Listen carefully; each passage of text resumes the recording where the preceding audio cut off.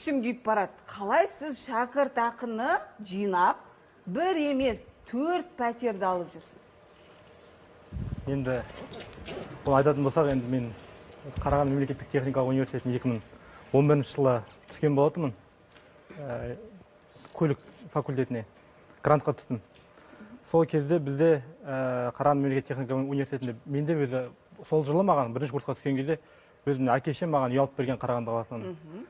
Таңдау жаса деді, осы үйде тұрасың ба, әлде жатақханада тұрасың ба? Қайсысын таңдайсың, өзің білесің деді. Ана үйді адамдарға жалға берейік, соны түскен ақшаны өзің жұмсайсың. Қалай керек болады, өзің жұмсайсың. Және де шәкіртақыңды жинайсан, өзің тоже болады деп маған айтқан болатын. Содан кейін мен қалай істедім енді? Мен қазіргі студенттер, мысалы, жатақхана бар, мысалы, қазіргі кезде жатақхана деген бар. Университетте бірінші курсқа түсін, міндетті түрде саған жатақхананы береді. Сонда жатып, тұрып, сонда оқуға, мысалы, олар қиында жағдайлар, енді олар тұрғылары келмейтін, мысалы, енді ондайға үйренбеген, мысалы, үйде отырып үйреніп қалған, сонда үйреніп қалған. Ал жатақханаға тұрсаң, мысалы, онда саған ай сайын төлейтін нен, мысалы, жаңа пәтерге төлесең, сен 50-60 теңге ақша төлейсің айына, жоқ дегенде. А жатақханада тұрсаң, одан 10 есе төмен ақшаға жатақханаға тұруға болады. Мен есе мен үйімді жалға бердім. 50 мың теңге мысалы ай сайын жалға бердім. Және де мен бірінші, екінші курста жоғарылаған стипендия алдым. Шәкіртақы қанша болды? Шәкіртақы 20 мың теңге болды ол кезде. 20 мың теңгеден 4 пәтер алдым? Жоқ, 20 мың теңге, мен бірінші, екінші курста 20 мың теңге. Яғни ол 2 жылдың қорытындысы бойынша ол 500 мың теңге ақша. 2 жылдың бірінші курста. Сонда 20 мыңды аласыз.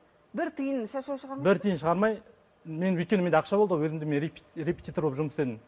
Студент боласыз. Сабақтардан репетитор болып жұмыс істедім. Яғни ол өзімнің күнкөрісіме жетті де ол. Өзімнің күнкөрісіме немен мысалы ақша керек болмай, репетиторлықтан тапқан өзім жұмсаймын. Ал шәкіртақыма бір тиынна тиіскен жоқпын мысалы. Оны 4 жыл бойы оқыдым. Яғни бірінші, екінші курста 20 мың теңгені алсам, 3 пен 4-те мен 40 мың, 45 мың теңге шәкіртақы алдым. Соны бір тиын шығармай барып бірден банкке саласыз. Иә, 40-45 мың теңге мен президенттік стипендия алдым ол кезде. Президенттік стипендия деген береді. Ол тек беске оқысаң, президенттік стипендия береді қазіргі кезде. Оны да мысалы көп студенттер біле бермейді. Оны түскен кезде одан хабардар болатын студенттер де шамалы. Соның барлығын жинадым мен енді. Соңғы 2 жылда миллион мысалы жиналды. Бірінші жылы 1,5 миллион, мен университет бітіргенше 1,5 миллион теңге жиналды. Одан кейін 1,5 миллион жиналды. Как раз 2015 жылы бізде девальвация болды, яғни теңгенің құнсыздануы 150 теңгеден 180-ге, 180 болды ол кезде. 180-ден 240-қа бір шамалы 3-4 айдың ішінде 360-қа бірақ көтерілді теңге. Сол кезде банкта жатқан ақшаның пайдасы не? Яғни депозитте жатқан ақша, ол бірден мысалы салып қойған ақша, жаңағы 1,5 миллион теңге ақша жатыр ма? Банкта ол мемлекет оны қорғауын алған ол банкта жатқан ақшаны. Яғни саған оны жаңа доллардың құнына теңестіріп береді ақшаңды, жатқан ақшаңды. Мысалы 1,5 миллион теңге жатыр ма? Сөйтіп ақшаңыз өсіп доллардағыны мен заявление жаздым, мен айттым ақшамды жаңағы доллардың құнына теңестіріп беріңдер деп, мысалы банк центр кредитта мен ақылдысыз. көтеріп берді, 3 миллион теңге ақша болды. Міне соған бірінші